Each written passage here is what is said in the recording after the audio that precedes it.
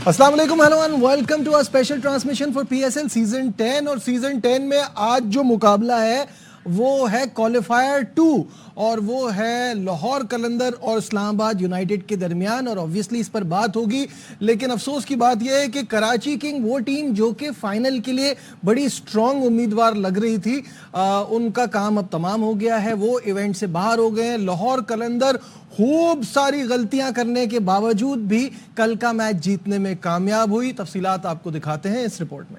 जी, तो मेरे साथ मौजूद है मेरा पैनल, बासित अली, शाहिद हाशमी और कामरान अकमल वीडियो लिंक पे हमारे साथ हैं। तो सबसे पहले अस्सलाम वालेकुम, वेलकम टू द शो। और बासित भाई, आपसे शुरू करता हूं। Lahore Qalandar was so sloppy in the field, बहुत पुअर डिस्प्ले नजर आया।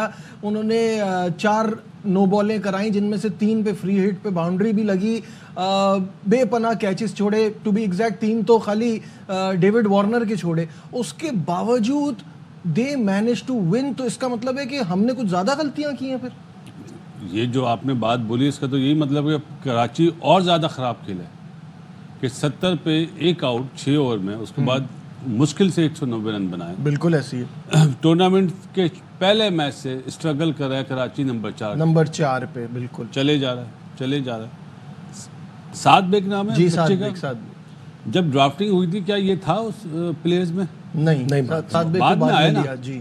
तो जो लिए थे, इसका मतलब वो गलत लिए थे कि जो बाद में आपने रिप्लेस करा वो सारे में वो नहीं खेले। तो ड्राफ्टिंग में आपने ओपनर इतने रख लिए थे कि आपको मिडिल ऑर्डर पे ध्यान ही नहीं था। आप रिलाई कर रहे थे नियाजी पे और टॉप 3 एंड फिर उसके बाद खुशदिल। नियाजी ने एक मैच वाइटल मैच जितवाया ना। देखिए, जितवाया तो ना मैच उसने, लेकिन 10 मैचों में एटलीस्ट नियाजी के 5 मैच या 6 मैच अच्छे जाने चाहिए। मिडिल ऑर्डर का ये काम है। जो जिसको अवेयरनेस होती है ना, उसके 5 से 6 मैच जाते हैं।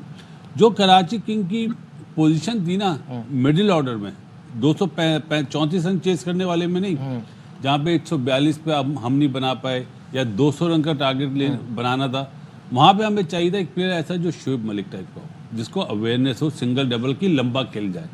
Shoaib Malik in his prime form, not right now. Not now, मतलब उस वे में जो खेलने वाला ना, उस तरह का कोई प्लेयर हमारे पास नहीं था। विंस था, लेकिन विंस ने अपना घेर बदला। वो जैसे उसने पहले मैच में 100 करा, उसके बाद उसने अपना घेर बदल दिया। वो ये नहीं देख रहा था, या प्लानिंग थी या ऑस्ट्रेलियन माइंडसेट था कि हमने ये नहीं देखना कि हमारे 2 आउट हो गए 3 आउट हो गए। नहीं, देखना पड़ता है। आपको मैच की कैलकुलेशन करनी पड़ती है, चेंज करनी पड़ती है। वो अनफॉर्चुनेटली कराची किंग नहीं कर सका। लेकिन मेरी नज़र में सबसे बड़ा फ्लॉ नंबर 4 की पोजीशन थी। बिल्कुल सही बात है। शाहिद साहब, आप कैसा देखते हैं इस कैंपेन को? क्योंकि हम लोग काफ़ी एक्साइटेड थे कि ड्राफ्ट बहुत अच्छा किया, टीम अच्छी बनाई, बैलेंस बना।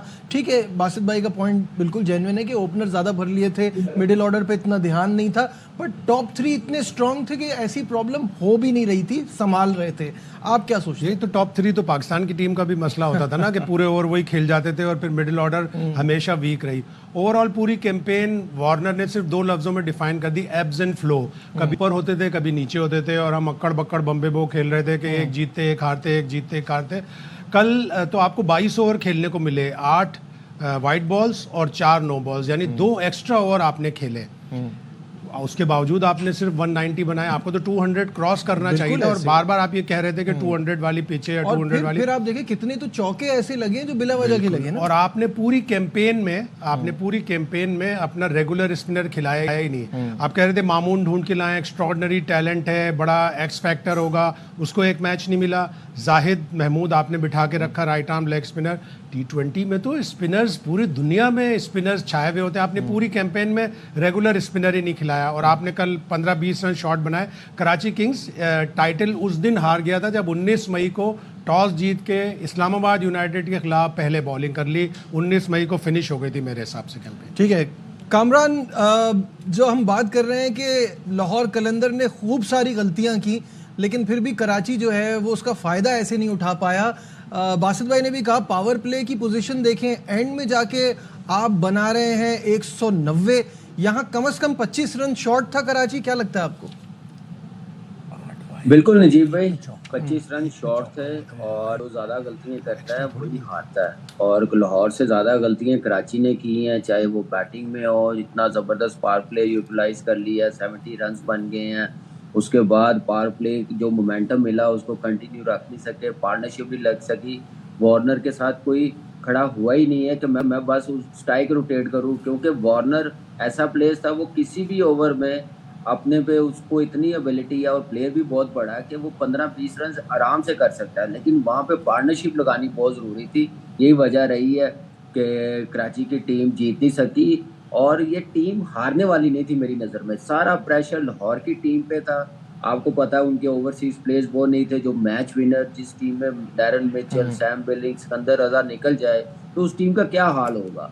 वो मेरे ख्याल से आउट ऑफ द बॉक्स सोचा, उन्होंने बिलीव किया अपने लड़कों पे, उन्होंने रिस्पॉन्सिबिलिटी ली है। फ़खर हो गया, नईम हो गया, अब्दुल्ला शफीक ने क्या मज़ेदार इनिंग्स खेली है। ऐसी बैटिंग, ये इनिंग्स मेरे ख्याल से अगर किसी ने देखनी है ना, किसी ने सीखना है तो बार बार ज़रूर देखे कैसे वो मैच को लेके गया, किस इंटेंट के साथ लेके गया। एक्सलेंट बैटिंग और मैच जितवा के गया। और नॉकआउट में 190 रन्स चेज करना बड़ा मुश्किल होता है, प्रेशर होता है किसी भी टीम पे, जितनी मर्जी बड़ी टीम हो।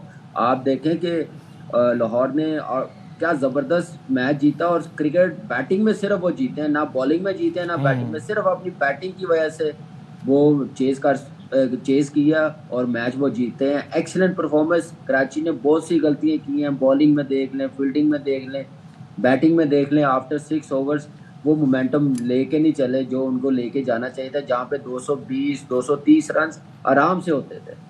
बिल्कुल सही बात है कि ऑब्वियसली गलतियां तो दोनों तरफ से हुई, but at the end Lahore Qalandar had the last laugh. जो बासित भाई बहुत दिन से कह रहे थे ना, लाहौर कलंदर के होम प्लेयर्स को करना पड़ेगा।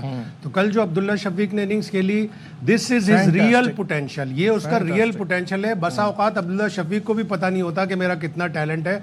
कल उसने आगे पोस्ट मैच प्रेस कॉन्फ्रेंस में भी यही कहा, उसने कहा कि मैं इस तरह से खेल रहा था कि मुझे अपनी टीम को जितवाना था। तो एक्सीलेंट इनिंग्स, 35 बॉल में 65, 5 छक्के जो उसने मारे, एक छक्का जो हसन अली को मिड विकेट पे मारा था वो बड़ा शानदार था। अगर हम देख सके अब्दुल्ला का रिकॉर्ड पीएसएल के नॉकआउट्स में ना, तो उससे हमें अंदाजा हो जाएगा कि मेंटली भी ये खिलाड़ी कितना स्ट्रांग है, कि नॉकआउट्स में कैसी परफॉर्मेंस आती है।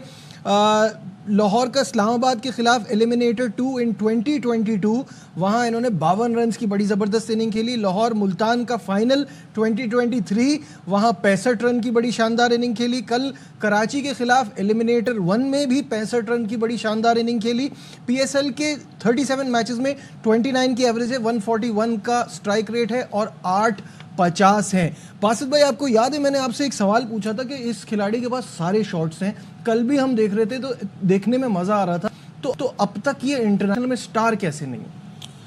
इंटरनेशनल क्रिकेट में T20 के लिहाज से बताऊं या मैं टेस्ट ओवरऑल पूछ रहा हूं कि जब हम कहते हैं ना कि कट और पुल जिसका अच्छा हो वो लंबा अरसा सरवाइव भी कर सकता है इंटरनेशनली, इसके पास तो सारे शॉट्स हैं। बेसिकली नहीं, सारे शॉट्स हैं, सामने ज़्यादा अच्छा मारता है, कट भी मारता है, पुल भी मारता है, लेकिन जो एक प्रेशर होता है ना इंटरनेशनल क्रिकेट का, वो PSL में नहीं होता है 100%। और इंटरनेशनली क्रिकेट में पिचेस डिफरेंट होती हैं, चाहे वो टेस्ट मैचेस हो। मैं अपने मुल्क की बात नहीं कर रहा, जहाँ पे अभी साउथ अफ्रीका गए थे या ऑस्ट्रेलिया जाते हैं, वहाँ डिफरेंट पिचेस होती हैं। वनडे में भी डिफरेंट पिच होती हैं।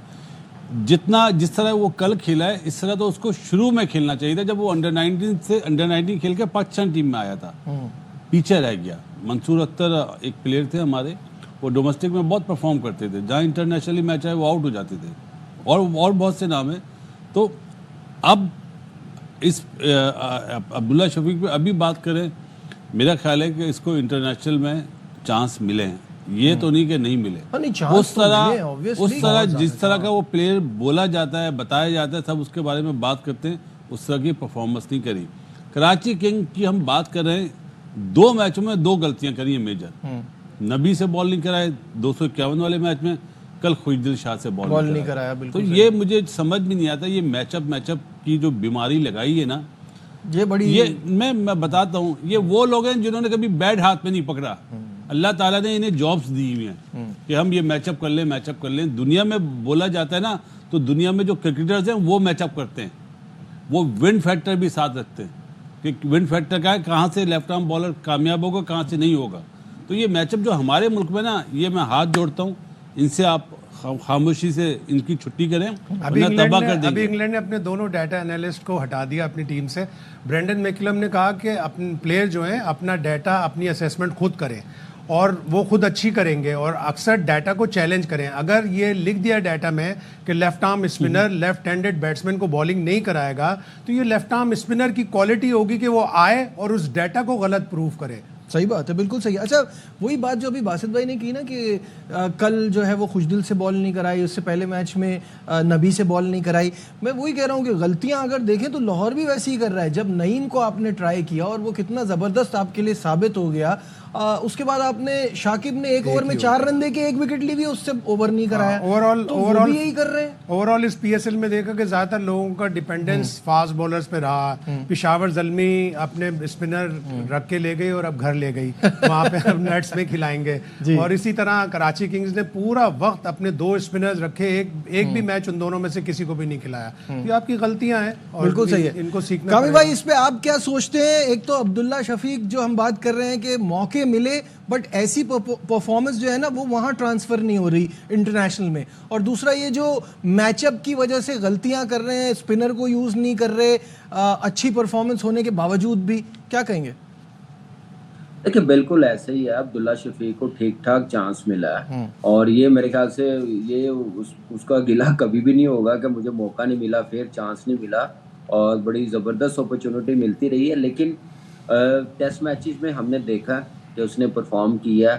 वनडे में T20 कम ही खेला, T20 भी जितना भी खेला लेकिन उतनी बड़ी परफॉर्मेंस आई नहीं है। लेकिन आप ये देखें कि डोमेस्टिक क्रिकेट खेलने से कितना निखार आता है, आपकी बैटिंग का पता चलता है, किस प्रेशर में खेलना है। तो ड्रॉप होने के बाद या टीम में आने के बाद वो खेलता जा रहा है डोमेस्टिक क्रिकेट सारी, तो उसको डे बाय डे बेहतर होता जा रहा है। अब ये कमबैक करेगा ना वाइट बॉल क्रिकेट में, तो ऐसा ही नज़र आएगा जैसा हमने कल उसको देखा बैटिंग करते हुए। एहसास भी हुआ, पता भी चला कि टीम में रहने के लिए परफॉर्मेंस क्या, शॉट सिलेक्शन क्या, कैसे मैच को लेके जाना, गेम अवेयरनेस क्या होनी चाहिए, ये सारी चीज़ें कल की इनिंग्स में हमें नज़र आई है। एक जो क्लास बैटिंग की होती है ना वो नज़र आई है। और दूसरा जो आपने सवाल किया, देखें वो टाइम के साथ साथ आपको ठीक होना पड़ेगा, नहीं तो ऐसे हम मार खाते रहेंगे और चीज़ें बेहतर नहीं होंगी। और बहुत सी चीज़ें डाटा पे, मैचअप पे आप देखें कि ये पहले जब कभी चलता था ना फिटनेस वाली, मैं क्रिकेट की लैंग्वेज बोलूँगा, रंगबाजी, ये वो शुरू हुई है। ये वो है डाटा, ये वो एनालिस्ट, ये ऐसे काम करते हैं अपनी जॉब्स लेने के लिए, क्रिकेट को कॉम्प्लिकेटेड बनाते हैं। सिंपल सी चलती है, पता है कि मॉडर्न डे में कैसे जानी है। बिल्कुल मुकल्लम ने, मैं कहता हूँ शायद भाई ने जो बात की है बिल्कुल सही की है। आपके प्लेयर्स कैसे मैच्योर होंगे अगर वो खुद से नहीं सीखेंगे, खुद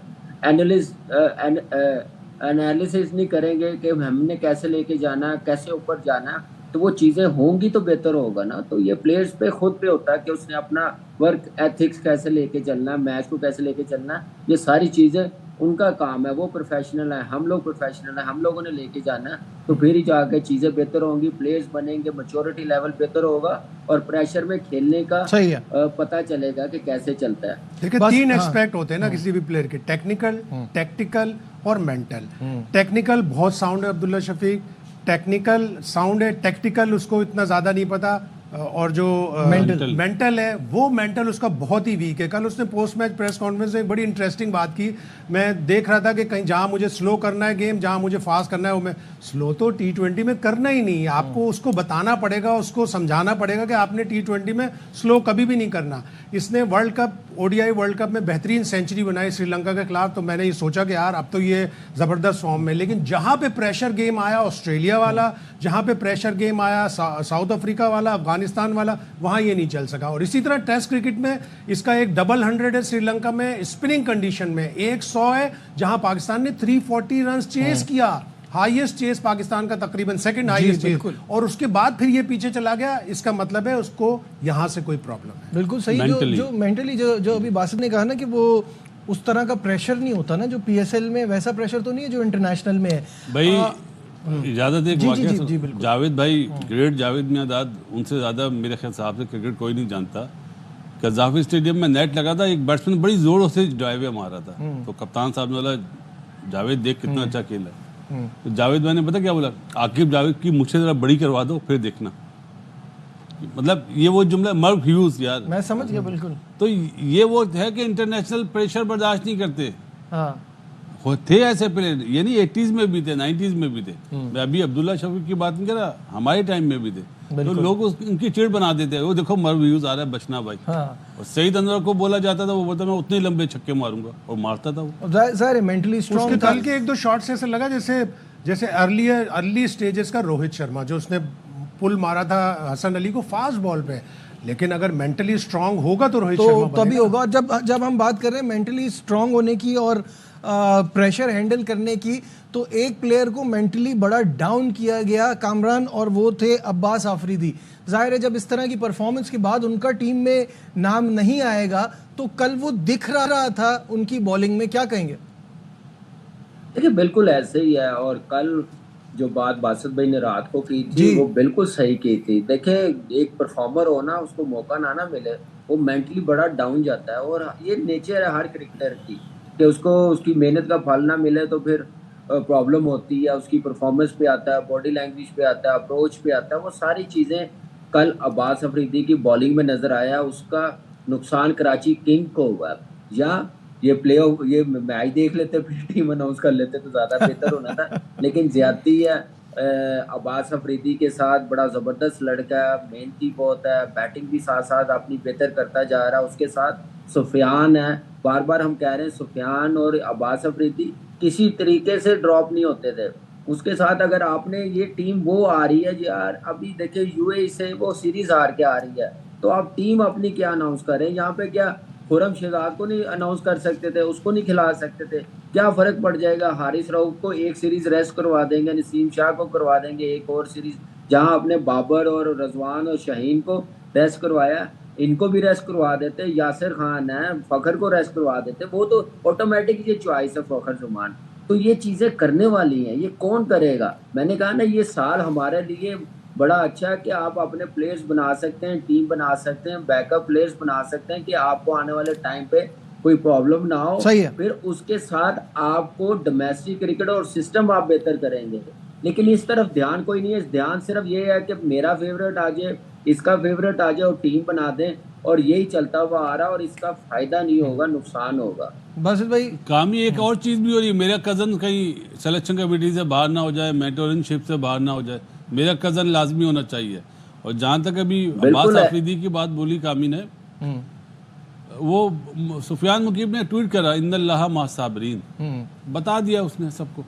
ऑब्वियसली वैसे भी पता है वाजिद भाई। मतलब आप मुझे बताइए, अगर आप ये कहते हैं कि ठीक है हमने नए प्लेयर्स को डाला है, साथ साथ अपने कुछ मेन प्लेयर्स को भी रखना है, प्लेयर कौन है नजीब? मैं कह रहा हूँ जो हम कहते हैं ना कि आप अपने स्टार प्लेयर्स को रेस्ट देके दे दें, तो उसमें भी आपने परफॉर्मेंस बेस अगर नसीम शाह को रखा है तो किस चीज पे रखा है? बात इस्लामाबाद यूनाइटेड, मुझे तो कोई डर नहीं लगता भाई।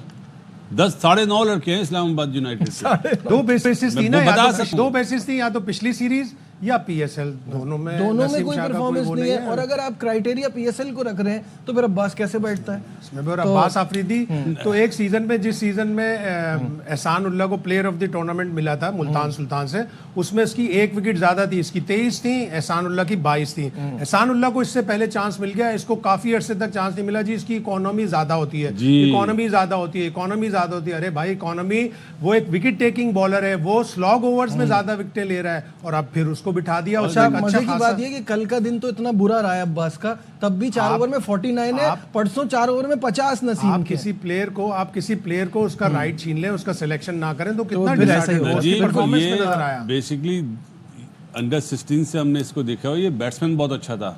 अभी तो इस पे की बैटिंग पे कोई ध्यान ही नहीं दे रहा। स्लॉग बहुत अच्छे करता है, बड़े अच्छे नजर भी आए हैं इस बार। ये उमर गुल का भतीजा या भतीजा है। जी।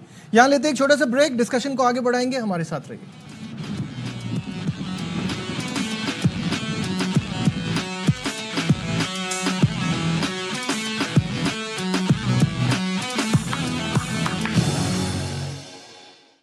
Welcome back once again to our special transmission. Obviously Karachi event से तो बाहर हो गया है, लेकिन हम बार बार ये मान रहे हैं कि इस बार एक डिफरेंट टीम नज़र आई डेविड वार्नर की कप्तानी में। ऑब्वियसली वो ऑस्ट्रेलियन माइंडसेट दिखा।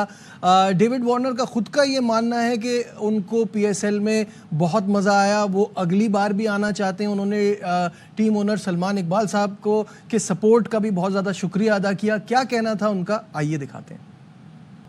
And we are also looking forward to see him again because क्या ज़बरदस्त एनर्जी आई। मैं कहता हूँ ये सिर्फ कराची किंग के लिए नहीं, पीएसएल के लिए इस सीज़न में सबसे बड़ी हाईलाइट थी डेविड वार्नर का खेलना, फिर उनका दोबारा वापस आना। बासित भाई क्या कहेंगे?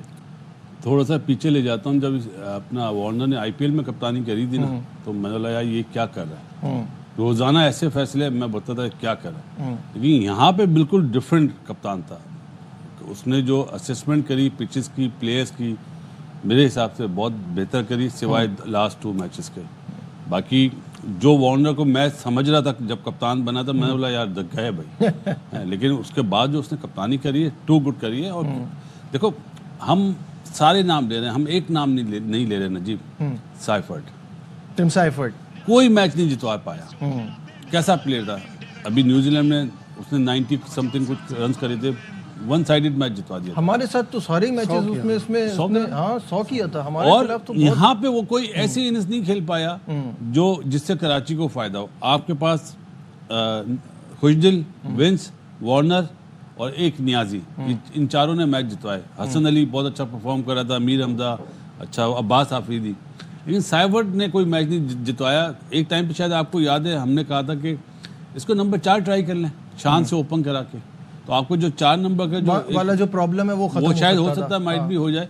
लेकिन जो वार्नर की बात करी आपने, जो स्टेटमेंट दिया है, टू गुड दिया है। और उसने बता दिया है कि पाकिस्तान की जो सिक्योरिटी है ना, वो बहुत अच्छी है। बिल्कुल, वी आर सेफ। वापस आया है। बाकी कुछ प्लेयर तो इंडिया में भी नहीं आए वापस, ऑस्ट्रेलियन ये आया वापस। बिल्कुल कामरान, डेविड वार्नर ऑब्वियसली जितनी तारीफ की जाए कम है। एक नई एनर्जी, एक स्पिरिट लेकर आते हैं अपने साथ। और आप क्या सोचते हैं, पहले तो डेविड वार्नर का बताइएगा, फिर टिम साइफर्ट पे आते हैं। देखिए, ऑस्ट्रेलियन कोई भी प्लेयर हो ना, एनर्जी तो आ जाती है, अप्रोच टोटली चेंज हो जाती है, क्योंकि उनके कल्चर में ऐसे है, उनका प्रोडक्ट ऐसे होता है क्रिकेट खेलने का कि बड़ा मेंटली स्ट्रांग होते हैं। और सबसे बड़ी बात जो है, देखिए उसमें तो कोई शक नहीं है उनकी गेम अवेयरनेस परफॉर्मेंस पे, लेकिन जो मेरे लिए एज अ पाकिस्तानी, पूरा पाकिस्तान, उसका आना जो वापस ना, वो बहुत बड़ी बात है। वो जैसे हम लोगों ने पेशावर ज़ल्मी आई थी ना, सेकंड एडिशन लेके, जो हमारे प्लेयर्स आए थे, डैरन समी को हम लोग हमेशा रिगार्ड करते हैं, ऐसे मेरे ख्याल से वार्नर को हमें रिगार्ड करना चाहिए। जो भी प्लेयर्स आए हैं, टिम साइफर्ट आप देख लें, जेम्स प्रिंस देख लें, बाकी टीमों में जो प्लेयर्स आए हैं, उनको हम लोगों को इस नज़र से देखना चाहिए। और एक्सीलेंट। और जहाँ तक टिम साइफर्ट की बात है, यस, बासित भाई ने बिल्कुल सही आइडेंटिफाई किया कि जो वो इंटरनेशनल क्रिकेट 6 साल के बाद कमबैक करने के बाद पाकिस्तान को उसने जो फेंटा दिया, जो मार दी, इससे ज़्यादा मुश्किल पिचेस थी, लेकिन उसने वहाँ पे एक बैटिंग करके दिखाई कि T20 में कैसे की जाती है, पावर प्ले कैसे यूटिलाइज किया जाता है और पावर हिटिंग कैसे की जाती है। लेकिन कामरान, इस यहाँ की बेसिस पे तो वो नजर नहीं आई। यहाँ की बेसिस पे तो उनको आईपीएल में बुला लिया। नहीं। अब वो परफॉर्मेंस तो उनकी इतनी अच्छी यहाँ नहीं थी, लेकिन फिर भी नजीब देखे, वो उसने ना अपना थोड़ा सा ना बैटिंग जो स्टाइल है ना, उसको मुझे लगता है कि थोड़ा चेंज किया है। जो वो न्यूजीलैंड में पाकिस्तान के खिलाफ खेल रहा था ना, वो चीज़ उसको नहीं मिल रही थी, या उतना बाउंस नहीं मिल रहा था। लेकिन लाहौर में भी बाउंस था, ठीक है। कराची में पिचेस 2 मैचेस में हमें अच्छी नहीं लगी, जो ऑस्ट्रेलियन मट्टी कही जा रहा था कि वहाँ पे वो बनाई हुई है। लेकिन लाहौर और पिंडी में जो पिचेस थी, वो तो इस ऐसे प्लेयर्स के लिए तो मेरे ख्याल से हर दूसरे मैच पे उसको शो करना चाहिए, जैसी उसकी अप्रोच थी, जैसी वो फॉर्म लेके आया था इस पीएसएल में। न्यूजीलैंड और पाकिस्तान की कंडीशन में फ़र्क है। न्यूजीलैंड और ऑस्ट्रेलिया के बहुत कम प्लेयर इधर आते हैं और उस आज़ादी खेल पाते हैं जिस आज़ादी से वो अपने मुल्क में खेल रहे होते हैं। इस डिस्कशन को आगे बढ़ाएंगे नाजरीन, आपको भी लिए चलते हैं।